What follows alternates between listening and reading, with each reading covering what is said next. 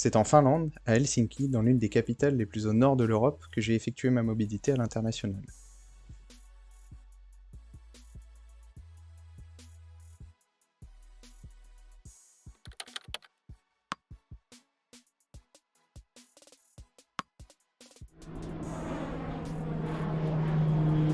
À cette période de l'année à Helsinki et en Finlande, la neige et la glace ont déjà disparu, ce qui a fait que j'étais plutôt déçu puisque je me voyais déjà aller en ski de fond au boulot.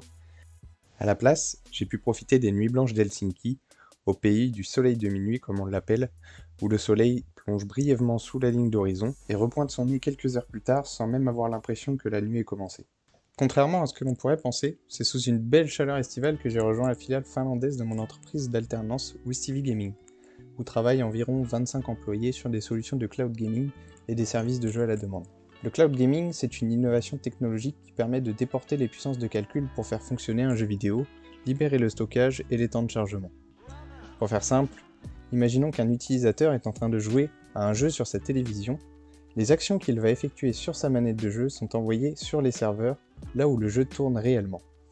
Le serveur va ensuite appliquer ces actions et renvoyer à l'utilisateur le flux vidéo résultant. Et cela, c'est pratiquement en temps réel. Ma mission a été de participer à la migration de l'interface utilisateur de l'application gaming de SFR, qui utilise justement cette technologie de cloud gaming.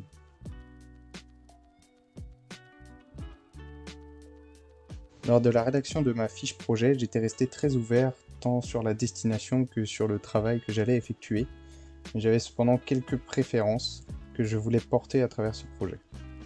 Pour commencer, j'avais 3 idées de pays qui étaient l'Australie, le Canada et la Finlande, et j'ai finalement réussi à aller en Finlande avec mon entreprise, donc c'est un point réussi. Ensuite, je souhaitais ne pas trop m'éloigner de la mer, c'est également un point validé puisque Helsinki a toute sa côte sud qui borde la mer Baltique. Je voulais aussi avoir une culture très différente de celle que je connais en France pour avoir une expérience vraiment enrichissante, et je dois avouer que j'ai été surpris puisque les façons de vivre sont radicalement différentes. En revanche, pour la partie entreprise, je n'ai pas toutes mes attentes qui ont été comblées. Je souhaitais premièrement rester dans une PME, ça a été le cas. J'ai découvert une nouvelle technologie grâce au cloud gaming, mais j'ai pas découvert de nouveaux domaines puisque je suis resté dans la même entreprise, donc je suis resté dans les interfaces utilisateurs, et également je n'ai pas découvert de nouvel environnement de travail puisque c'était toujours la même entreprise.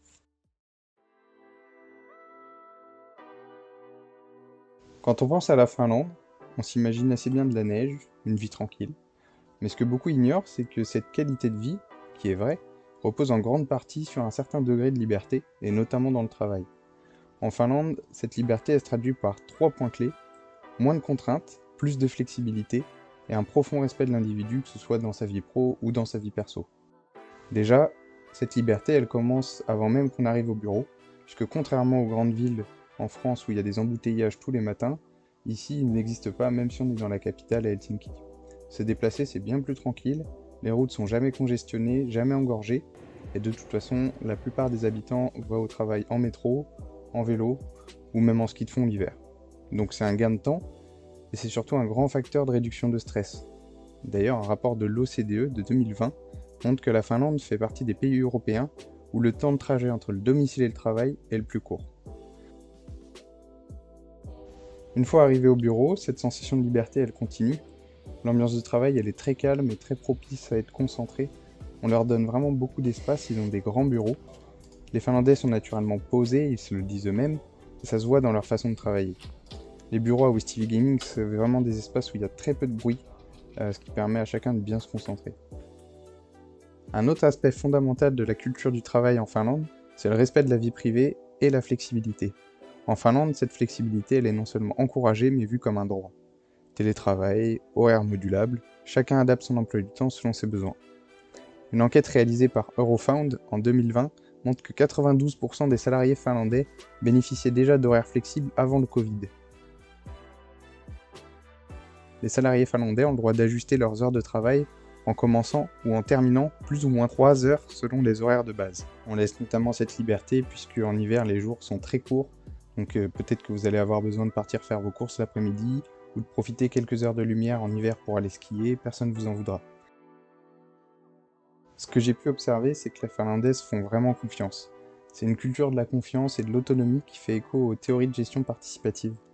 Entre 1985 et 2002, Deci et Ryan, à travers leur théorie de l'autodétermination, ils expliquaient déjà que plus les employés étaient autonomes dans leurs décisions, dans leur travail, plus ils étaient ensuite engagés et satisfaits. En plus de ça, beaucoup d'entreprises en Finlande mettent un point d'honneur à prendre soin de leurs employés.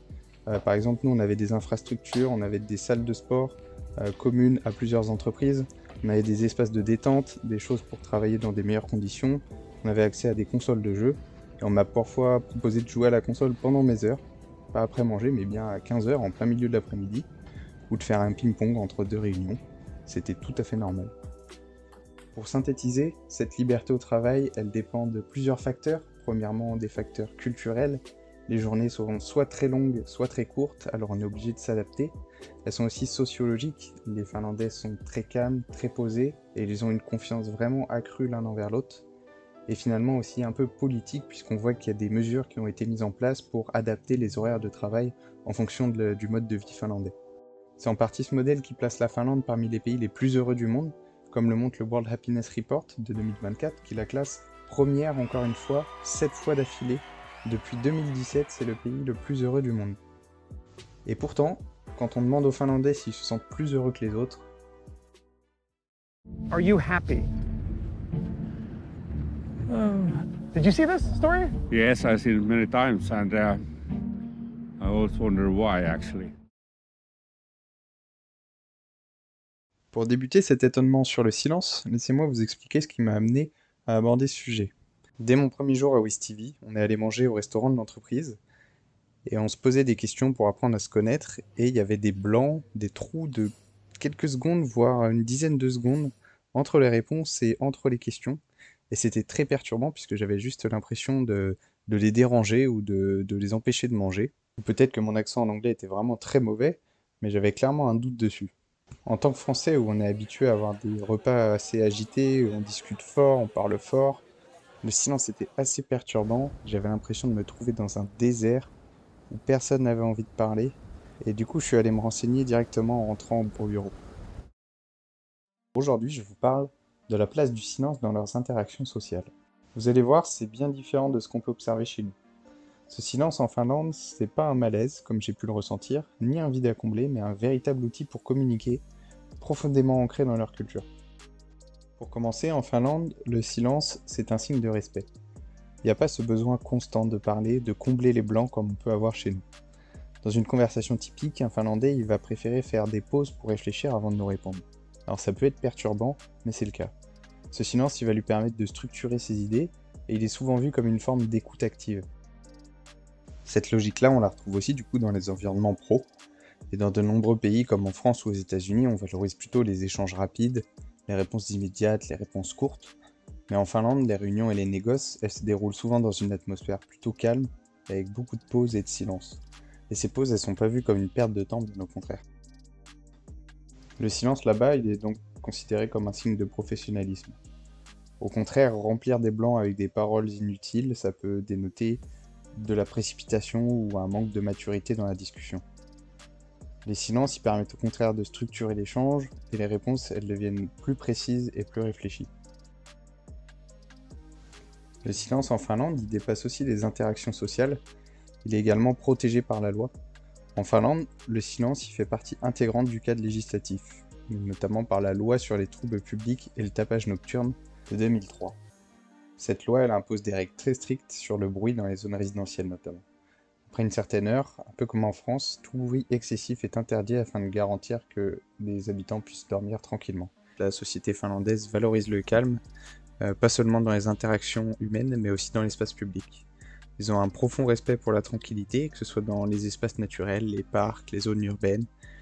Le silence, c'est pas seulement une norme sociale, c'est un droit qu'ils ont protégé par la loi. Ce silence, il a beaucoup de bienfaits pour le pays et pour les habitants, puisqu'il est aussi lié à une forme de bien-être mental. La plupart du temps, quand on demande aux Finlandais quels sont les éléments clés de leur bien-être, ils répondront assez souvent quand même que le silence en fait partie. Et ça colle plutôt bien avec leur caractère et leur mode de vie, puisqu'ils sont souvent centrés sur la solitude et l'introspection, mais ça n'a pas du tout une connotation négative pour eux. Le respect du silence, on l'inculque dès le plus jeune âge, à l'école. Dans le système éducatif des pays nordiques, qu'on considère souvent comme un modèle, les écoles finlandaises, elles sont réputées pour leur climat serein et sans compétition. Ça se reflète dans les excellents résultats de leurs élèves, et c'est montré assez souvent dans le rapport PISA. En résumé, le silence en Finlande, c'est pas une absence de communication, bien au contraire, c'est une forme de communication à part entière. Il incarne le respect, la réflexion et l'efficacité. Là où différents pays valorisent plutôt la prise de parole et les discussions intensives, la Finlande propose un modèle alternatif où il se pose la question de est-ce que le silence peut pas devenir plutôt une force. Et c'est vraiment quelque chose qui est maintenant ancré dans leur culture, que ce soit au travail, dans la loi, au quotidien. Le silence fait partie intégrante de leur vie et ça a des effets très positifs sur la qualité de vie et le bien-être collectif.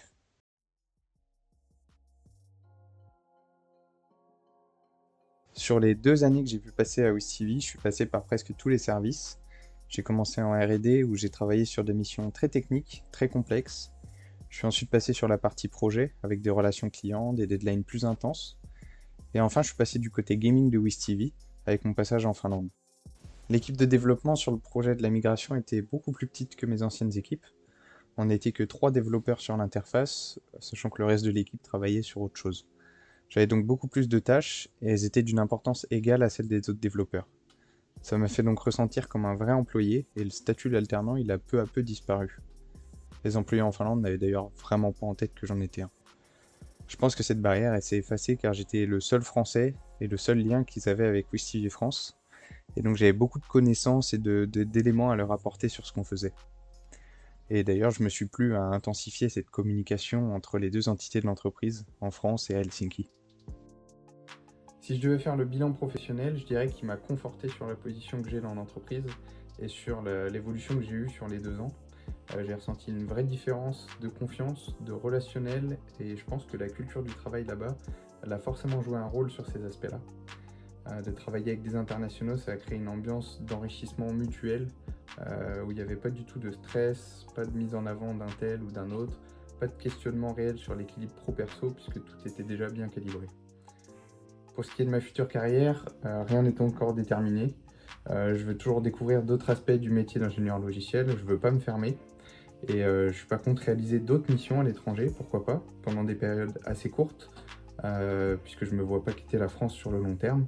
Ça me permettrait de découvrir, comme ça a été le cas pour Helsinki, différentes façons de travailler, et ça me ferait évoluer dans ma carrière.